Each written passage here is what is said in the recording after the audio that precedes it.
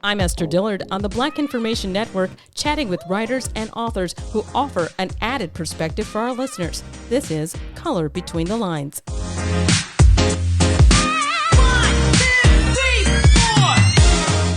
This edition of Color Between the Lines is the first of a two-part interview with a woman some of you might remember from news headlines. Her name is Sarah Cruzan. She spent more than half her life behind bars. Tonight, a woman who gained national attention for killing her pimp as just a young teenager is now free. That was the headline in October 2013. But to understand how incredible this story is, you have to go back before Cruzan was arrested, back when she was only 11 years old.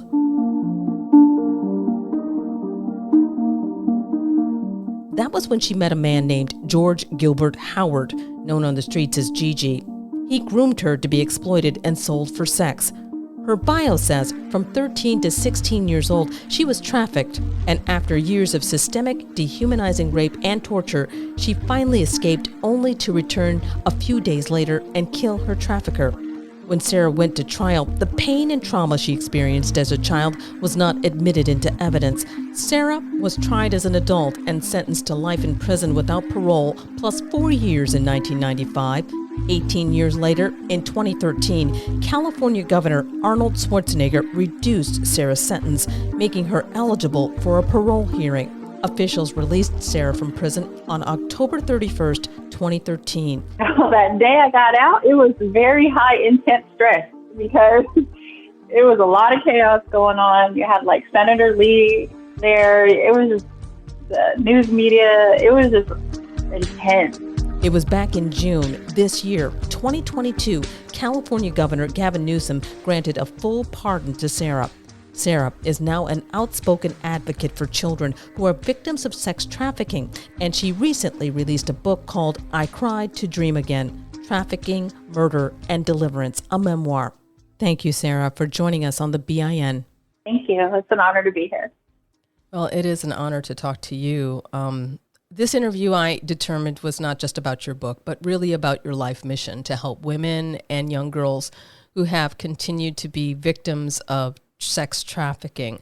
But I do have to ask you a few things about the book to get to your mission so people can understand everything. First, I want to say you are a very extremely strong person, because after reading this, I couldn't imagine reliving this over again, to write it down on paper, to be put in a book for everybody to read. Was writing this book your personal healing or as a means to help others? So definitely a means to help others. There was no way that I could begin to gauge the impact of talking about some of these things and how it was going to have the influence. It was very difficult, but it's one of those things that you go through and you're like, okay, this is the hard part. This is the ugly part. This is the disgusting aspects of our interactions with one another. And yeah, it's definitely to help create different conversation pieces, you know. What has been the response from others who have read it? What have you gotten from others that perhaps are victims as well as those who are advocates? Yeah, so there's been a group of diverse people who reached out and shared about their takeaway, and definitely it's been compelling enough to provoke feelings, which I think is a great way to start building our narrative and conversation around the power of our feelings. It has helped others, reach out and call and share about some of their personal experiences and their family dynamics. One of the most telling components about it is that it's everybody, and the race hasn't been like, it's everybody. It can relate to some aspect in the book. Mm-hmm. And I think that's just really a gift within itself. I know you are helping establish laws for victims of sex trafficking, but laws only go so far. What are some of the things that you think need to be done to break the cycle of this happening to other young girls? Definitely have to amend our state constitution. because a lot of the state constitutions allow slavery to be imposed in our prison systems. There's exploitive approaches and, oppressive policies that are passed on into our resources within our states. And hopefully through education and having open dialogue and offering a safe space where people can talk about the pros and cons or even the moral injury that some of these jobs require them to experience, can help reshape, amend, and create policies that are more rooted in compassion and love and realigning what the Constitution stands for in America. Can you explain to our audience, why none of the details about your sex trafficking or home life was part of the trial that was used that led you to be charged as an adult and then given life without parole? Sure. So the book highlights and goes into a lot more detail about this, but what I can share, and I think it's really important, is in the 90s, it was part of that whole tough on crime perspective, and children were these monsters and more sophisticated. And that's true in some argument, absolutely. But we have to look at how our children became in that position, right? Like, it's indoctrinated. So it's a political playbook. And my situation was, the ebb and flow of it. And I think that it was easier to overlook the history that brought the case to Riverside at that time, because Gigi had prior arrests for sex trafficking, pimping and pandering up in San Francisco. That 10 years, and that evidence was never brought. And that you have to look at why. And you have to look at, people protect each other in ways which is understandable. However, when it comes to children who are sexually assaulted and abused, and there's a history of the perpetrator doing this, you end up carrying the consequences of how do you say it? Like, they just failed to protect children, and they protected Gigi. And the fact that I was my only witness, I think, is extremely troubling. And the fact that the trial was only like 2.5 days is very troubling. And the legal jargon within itself, there's no way that I comprehend what my rights were. Right. I thought I did not have any. Right. As a 16-year-old, I can't imagine having to deal with all the legal things that you probably had to face just in that whole ordeal, and then someone saying, well, she said yes, and so now you move on, and you lost your entire life because of that.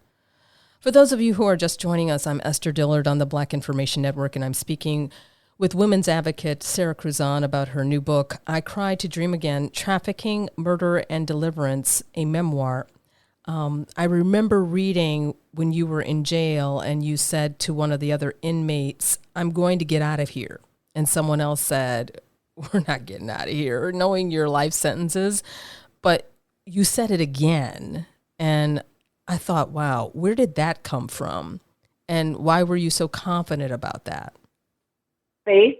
I think that innately God gives us the understanding of the beauty of our worthiness, and that comes from within. And I was able to pull from the strength when I was in elementary school, or remembering the interactions between my friends, or just the acts of kindness, and how that was such a rewarding experience to have, and I was determined to be like, no, this is not okay. Somehow innately there was this injustice that I was aware of that had occurred, and I was just going to die trying to get out of prison and offer a sense of hope to others that had life without parole too. I mean, the system said I had life without the possibility of parole plus 4 years. And I had to do the 4 years first and then start the life without parole sentence. And it's like, so they take away my civil rights, which I didn't even really understand in the first place, right? So, but the ability to live a free life while I was incarcerated trumps, trumps any authority figure telling me that I'm a free person. It's like you find freedom and you live in that freedom, even if your environment, your reality doesn't show that. So if a man tells you that you're free, that doesn't necessarily make you free, because God gives you that sense of freedom. You can be free anywhere. Yeah. And that's kind of like the inspiration that ran through while I was in there. I remember reading part of it, the book, and it mentioned about how you had to pay. You were working in the prison system. They were teaching you how to do various things, and that the money that you made, you used to buy things. But your money, still part of that money, was paying back the family of the person you killed, the trafficker, Gigi. Did that change after they let you out early? Did that? Were you still obligated to do that? Absolutely. So it was a court order. When the judge sentenced me, I had to pay court fees for Riverside County. So there was a court fee that I had to pay off, and then the $10,000 restitution. And at that time in California had a law that any inmate that was sentenced to prison had a restitution pay 22% of any incoming money or money made while at the prison was to be sourced to the victim's restitution fund in the state of California. So it doesn't necessarily mean that money was going to be paid to Gigi's family. It was paid into the big pot of restitution for victims. Gotcha. And if his family, was able to apply for that funding for whatever that they offer for them, then absolutely. But I wasn't seen as a victim either.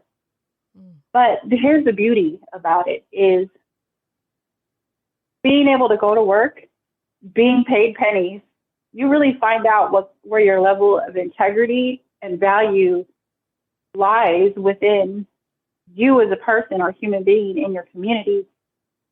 When you're like printing the American flag, United States, and it represents freedom, and you're working on material that makes your knuckles bleed, and instead of quitting your job or, complaining, you're resourceful enough and kind enough to like put tape over your knuckles and continue the job.